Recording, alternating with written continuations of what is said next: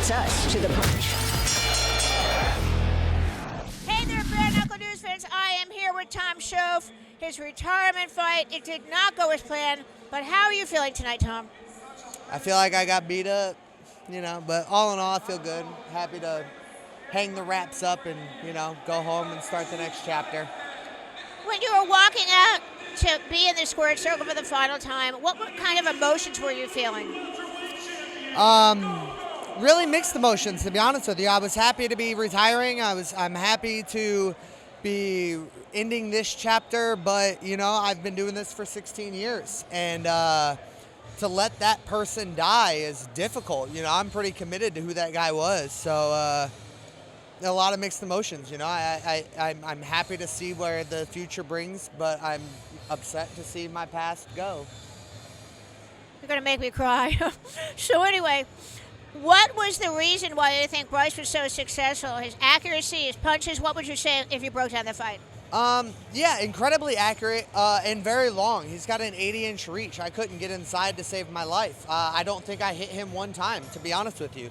So he's very long. He's very accurate. His father's a coach. He's taught him well, and I literally can't say anything bad about the guy. He what's that old Mortal Kombat phrase? Yeah, man, he put a flawless victory on me. 90 seconds, put me away. And it's ironic because I made my pro debut or my bare knuckle debut on August 25th of 2018, and I got finished in 90 seconds. I want to say it was 1:29 in the first round. And here we are, 5 years to the day later, and I get finished in 1:29 seconds in the first round. So I'm going out the way that I came in, and I don't really have anything else to say outside of that. You've had trouble with tall fighters in the past, and they could have given you a tougher opponent because you don't do well against tall fighters. So can you comment on that then? Whether it's a taller fighter or a shorter fighter, a fight's still a fight. And I've been benefited to be the taller fighter a lot of the times in the past. So now I know it's like to be on the receiving end of that, and it's not fun. Looking back, which fight was the most defining one of your career? I would say probably the fight that put me on the map was the Elmore fight. I went up a weight class for that fight. Well, I shouldn't say that, but I was fighting heavier than I normally fight, and Joe put me down 4 times, and it still went all 5 rounds, and most people still think I won that fight. But you can't win a fight when you get dropped 4 out of 5 rounds. So it is what it is, but that's probably the fight that put me on the map. That and Joe Elmore right before that. But, I got to be honest, I've had 9 fights with the BKFC now, and outside of this last one, they were probably 8 of the best fights that the BKFC's ever had. So I stamp my career on that. It doesn't matter the fight. They're always exciting. They're always fun, and they've always amped my, boosted my resume, so to speak, and made me look better. They sure have. Did you ever think you would accomplish so much in your career? Because you have.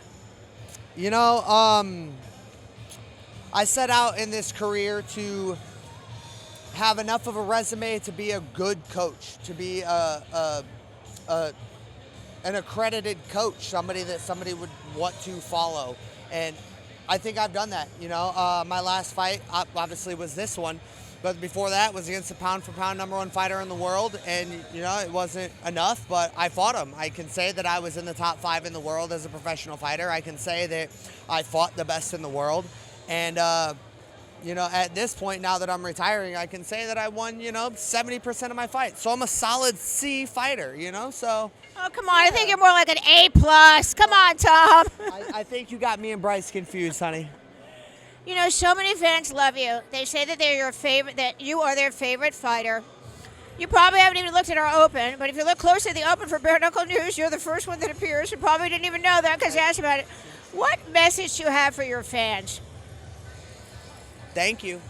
That's really it. I wouldn't be in the position that I am with this microphone, with Susan, having these conversations if it weren't for fans. If people didn't like what I do and enjoy my personality and the persona that I bring to the camera, there wouldn't be fans and there wouldn't be these fights. So the biggest and most important thing that I can say to the fans is thank you, because I wouldn't be here without you guys. Well, Tom, it's been an amazing journey. I'm honored to have been a small part of it. I might get emotional because I'm going to miss you, and all the fans are going to miss you. So we're going to do this one last final time. I hope everyone will cry. For Bare Knuckle News, I'm Susan Singari, and this is Tom Shoaf, Gentleman of Violence. and no one. And I remember this now, Tom. You remember this. No one beats us to the punch. I'm going to miss you and your mustache.